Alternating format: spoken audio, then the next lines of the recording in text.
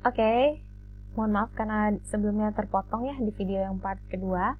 Jadi sekarang kita ada di latihan UAS part 3.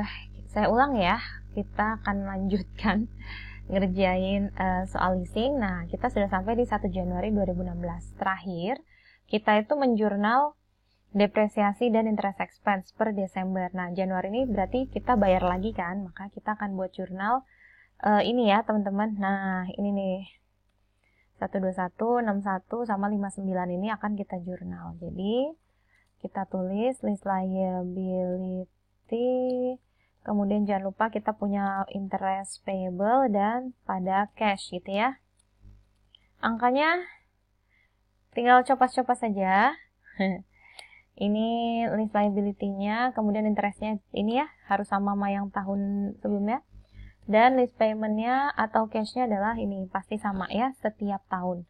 121.130. Kemudian di tahun 2016, sama seperti tahun sebelumnya, kita akan menjurnal ini.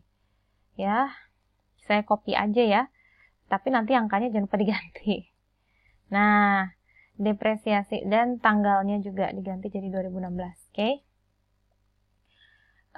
Depresiasinya berapa teman-teman? Tidak berubah, yaitu tetap 83 ya. Kemudian interest expense-nya adalah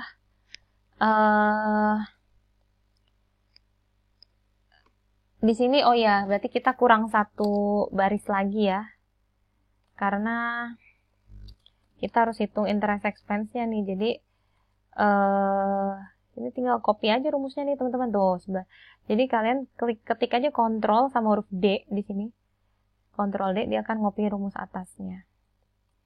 Nah ya, ini kan dia dikurang, ini juga dikurang. Jadi bunganya untuk tahun 2016 adalah yang ini, yang akan kita bayar di 2017 yaitu 55.000.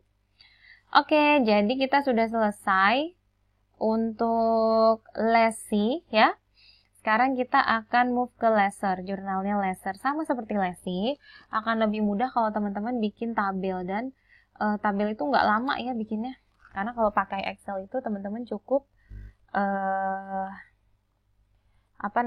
copas saja dari template yang sudah ada. Ini ya, lessee, ini saya tulis ya, supaya membedakan nanti antara lessee dan lesser. Nah, kalau dalam satu soal gini enak nih, teman-teman bisa langsung compare apa sih bedanya lessee dan lesser. Tabelnya teman-teman copy sama dari latihan yang sebelumnya. Sini saya juga, ini executory cost bisa dihapus karena tidak ada ya. Nah, ini sama, tanggalnya juga sama. Jadi kalian bisa copas ini ke sini, enak ya. Nah, tapi bedanya jangan angkanya dicopas juga.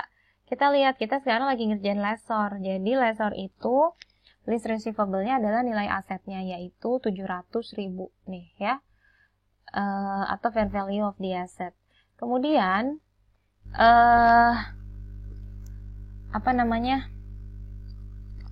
bagaimana mencatat bunganya? Sebenarnya sama, hanya nanti yang membedakan adalah bunganya dia 10% gitu ya teman-teman. Nah, annual payment-nya kan sama ya, namanya cicilan ya sama, yang dibayarin di lessee pasti akan diterima si lessor gitu kan. Nah, interestnya juga masih 0, berarti ini kurang ini ya. Ini rumusnya masukin. Oke. Kemudian ini tinggal kalian copy ya. Angkanya akan selalu karena di annual payment kan cicilan, jadi kan selalu sama. Nah, sekarang tinggal interest on list. Kalau tadi kita lessee pakai 11%, maka lesser pakai 10%. Karena di soal jelas-jelas disebut bahwa Glaus desires a 10% rate of return. Dia pengen dapat untung tuh 10%. Berarti ya 10% gitu kan, dikali dengan dikali dengan list receivable-nya ya. 57.886,9. Nah, ini juga tinggal kita kurangkan. Nah, dapat 63.000 ya. Jadi annual payment terdiri dari interest dan listnya. Ini juga tinggal kita gampang ya, kalau udah ada satu rumus kita tinggal copas saja. Udah cepet banget kan, bikin tabel itu nggak susah kok teman-teman kalau udah terbiasa ya. Sekarang kita bikin jurnalnya. Yang pertama pasti 1 Januari 2015. Nah, kalau kita sebagai lessor, itu berarti list liability lawannya list receivable, ya nggak sih? Gampang ya. Jadi langsung aja tulis, kita punya piutang di sini. Nilainya berapa? Udah pasti 700.000, ya nggak? Nah, tapi teman-teman harus notes, tidak langsung tulis di sini dia mesin ya. Biasanya kan kita, kalau ini saya balik ke soal sebelumnya ya, list receivable pada equipment gitu. Nah, kalau ini enggak, kita tidak boleh langsung tulis asetnya. Tapi karena dia sales type, tadi teman-teman ingat nggak di soal itu ada cost-nya. Jadi fair value 700.000, cost-nya 525. Nah, cost-nya itu kita tulis sebagai cost of goods sold gitu. Nah, inilah yang membedakan antara direct financing dengan sales type. Cuma ini doang sih sebenarnya, nggak susah kan? Jadi jurnalnya ditambah ini doang. Nah, lihat ya, saya bandingin sama soal yang kita kerjakan beberapa minggu lalu. List receivable pada equipment. Ini kalau yang direct financing. Nih ya, direct financing list. Kalau kita sekarang sales type list. Gitu. Ciri-cirinya apa? Di soal itu nanti dia dikasih tahu ada cost, ada fair value. Gitu doang. Nah, kemudian kreditnya. Nah, yang membedakan juga kreditnya. Kreditnya itu sales dan inventory. Nah, jadi kreditnya bukan bukan mesin ya, tapi sales dan inventory. Nah, salesnya sendiri adalah 700.000 dan inventory-nya adalah cost of goods sold-nya. Jadi itu kita kayak jualan gitu kan. Sales type, namanya juga sales type. Jadi makanya kreditnya itu sales. Jadi emang kita kayak menjual mesin itu, kayak gitu ya. Nah, COGS-nya menjadi barang dagangnya, kayak gitu. Kemudian 1 Januari lagi kita menjurnal apa teman-teman? Ketika kita menerima cash-nya nggak? Jadi kita balik aja nih, kalau di sini list liability pada cash, di sini berarti cash-nya di debit, kreditnya list receivable, gitu ya, gampang. Kita tinggal balik jurnalnya aja. Angkanya yang mana? Ya sudah jelas angka yang ini 121 ya. Jadi kalau ini kita sama nih, sama lessee dan lessor ini jurnalnya sama. Karena ya yang kita bayarkan segitu, ya kan? Yang diterima ya segitu. Yang dibayar lessee adalah uang yang diterima lessor. Kemudian perlu nggak catat depresiasi? Ya enggak ya. Depresiasi tidak perlu, tapi interest perlu, sama ya.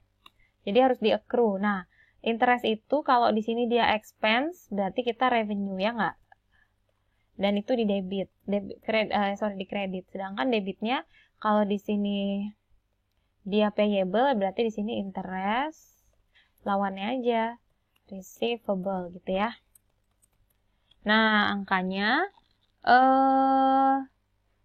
lihat di tabel, jangan copas yang dari lessee karena beda pencatatannya. Jadi kita pakai yang 57 ini ya.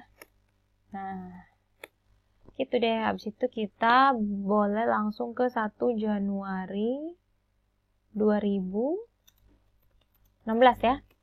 1 Januari 2016 itu sama, yaitu yang ini.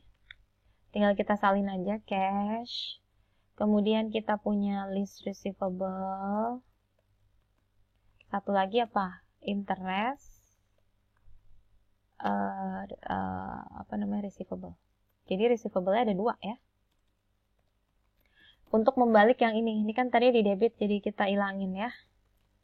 Angkanya, cash-nya sudah pasti yang ini, 121, list receivable-nya yang ini ya. Jangan ketukar sama interest-nya, interest yang di tengah. Nah, ini kalau dijumlah 121 ya. Gitu. Kemudian, pada tanggal 31-nya sama, kita catat lagi interest receivable dan interest revenue di sini ya. Angkanya tinggal copas aja dari tabel. Oke, kita sudah selesai membuat jurnalnya si lessor. Kira-kira tambah paham ya teman-teman, mudah-mudahan insyaallah, karena kita sudah latihan sebelumnya udah 2 kali ya. Nah ini ya, 2 kali itu maksudnya 2 soal ini ya. Ini dari segi lessee, dia kalau yang ini unguarantee ya. Kalau nggak salah dia unguarantee deh. Kemudian yang ini lesser, tapi dia direct financing. Jadi saya mencari soal dari tipe-tipe yang berbeda supaya teman-teman tuh nggak kaget nanti kalau misalnya ketika ujian dapatnya misalnya yang ungaranti atau yang garanti gitu. Kita sudah latihan semuanya insya Allah. Nah, kalau yang ini tipenya adalah sales type dan dia garanti. Kalau garanti harus di-include ya. Nah, kalau saya rasa sih ini memudahkan teman-teman ya. Karena sebelah kirinya lessee, sebelah kanannya lesser. Jadi teman-teman bisa langsung lihat nih, oh kalau lessee itu dia lease liability, kalau lesser dia pasti receivable. Kemudian kalau di lessee dia harus catat depresiasi, kalau di lesser tidak. Kemudian kalau dia interest expense, lessee, lesser, interest revenue gitu aja. Jadi dia berlawanan dan angkanya teman-teman harus hati-hati karena tidak sama ya. Tergantung dia pakai berapa bunganya. Nah, ini saya tulis aja ya. Dia pakai 11%. Kalau ini bunganya dia pakai 10%. Nah, itu bisa dilihat di soal ya. Kalau saya tekankan lagi. Jadi yang namanya implicit rate ini adalah rate return ini ya, teman-teman. Atau return yang dimaui oleh si lessor. Jadi kan kalau dia nyawain dia pengen dapat untung. Nah, itu namanya implicit rate. Nah, implicit rate ini belum tentu diketahui oleh lessee ya nggak sih? Lessee itu ada yang tahu, ada yang enggak. Nah, kalau dia nggak tahu, maka pakailah yang namanya incremental borrowing rate. Tapi kalau di soal dia bilang, it is practicable gitu ya, atau dia bisa tahu gitu bahasanya, maka dia boleh pakai yang implicit rate. Seperti itu, kurang lebih. Jadi, kita sudah selesai latihan soal untuk part leasing ya. Ada 3 video, semoga bermanfaat dan di video selanjutnya kita akan latihan untuk 2 chapter berikutnya ya, yaitu counting changes dan cash flow. Terima kasih. Wassalamualaikum warahmatullahi wabarakatuh.